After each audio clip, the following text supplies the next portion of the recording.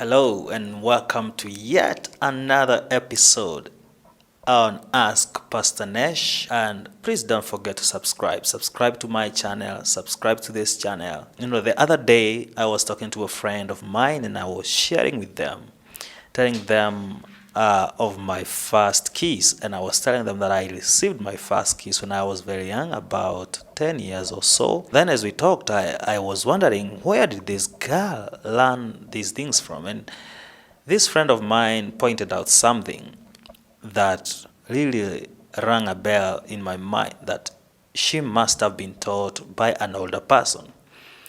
And that pulled my mind to some many years back before the kiss now, when I was about 8.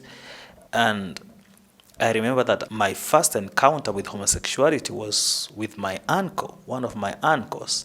Not that he wanted to penetrate me, but he asked me to penetrate him. I was very small back then, but I still remember it up to date. And that reminded me that was my first encounter with homosexuality. And back then I never knew what it was all about. I didn't know what it meant. Then the next time I encountered homosexuality was in high school. When I joined high school, this is a story of my life. When I joined high school, one of the guys I think he looked at me and I don't know, but then he started buying me things, in high school, without mentioning my high school. For those who know me, know where I schooled. There was this guy, and so he started buying me toast. Toast was something precious back then, and I didn't have pocket money. I rarely had pocket money. My dad rarely gave me pocket money. I think the biggest amount of pocket money he has ever given me was 500. And that was supposed to take care of my shopping. It was supposed to take care of my fare. I actually would carry avocados to school so that when they are ripe, I would sell them and at least make some money to buy this precious thing called toast or gumu. There was gumu, there was toast and such stuff. And so this guy started buying me toasts. And so he bought me for a few days, and some people on my tables in our school, I don't know if they have changed their system, but back then we would sit in tables of 10. We were grouped in the dining hall. We were grouped in tables of 10, and food would be put there, tea would be put there, enough for 10 people, and you would serve yourself. And that was a little bit tricky, because if you came in late and the food was sweet, you found there was no food. But anyway, those are high school days. So this guy started buying me toast, and not just toast. He made sure that the toasts were buttered. But now some few people on my table, our table of 10, discovered this, and they started being concerned. And one of them approached me and asked me, why are you eating this from this guy? The tables were not just for one class. It was a mixture.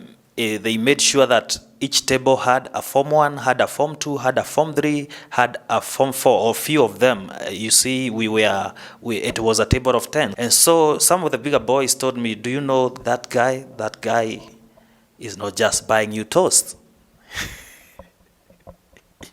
He wants something in return. And I was young, naive. I just come from the village. These things were not common. And so I asked them, what does he want from me?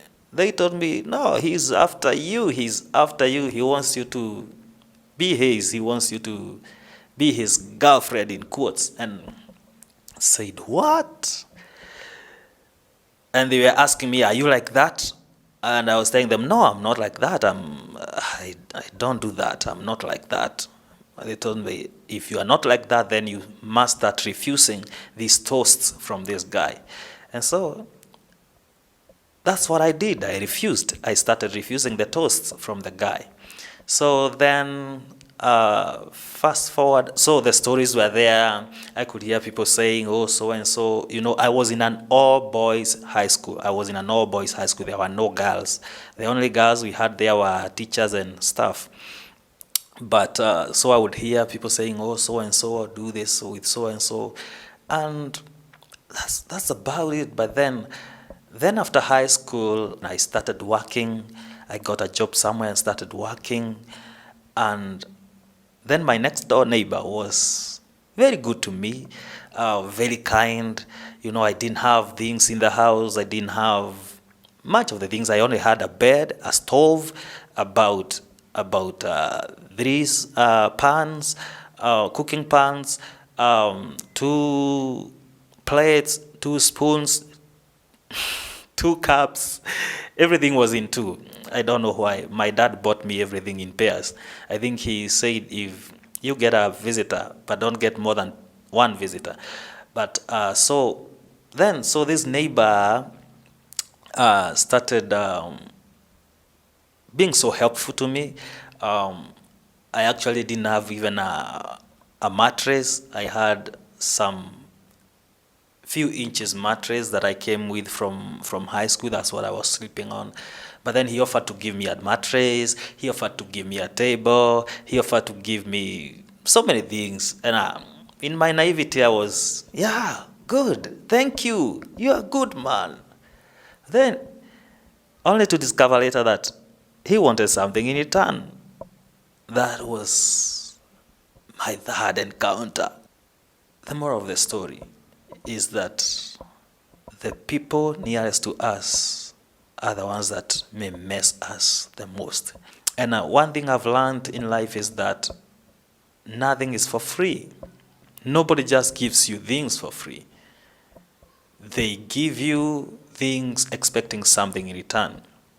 Everybody, it may not be monetary, it may not be even sexual favor back, but everybody is giving you something, expecting something back. Even your parent, they take you to school expecting you to come back and help them someday when they are old. Every person that is giving you something is expecting something back. Even God has given you life, but he expects you to do something with it. He expects you to give back to the society. He expects you to give back to his kingdom. Always remember that whoever is giving you anything that they are giving you, even if they are married to you, even if they are your brothers or sisters, there is something they expect back. There is nothing for free in this world. And never ever be naive to think that there is something that you are receiving and that person is just giving it to you out of the goodness of their hearts. Yeah, the goodness of their heart is there. The goodness of their heart is there. But there is an expectation. Even if it's a thank you. Some of them expect a thank you. Many ladies, they get into this trap where they are treated by men and they think that maybe the men are stupid. They're saying, I'm just going to eat his money. I'm just going to do this. I'm just going to do this. But in the long run, they discover that they have to pay for it. There is a Swahili saying that says, Pwagu hupata pwaguzi. If you think you are so smart, you will always meet a smarter person. And that's it for today. This has been Ask Pastor Nesh, Upclose and Candid, and I believe I've opened my heart, and I believe you have learned something from that.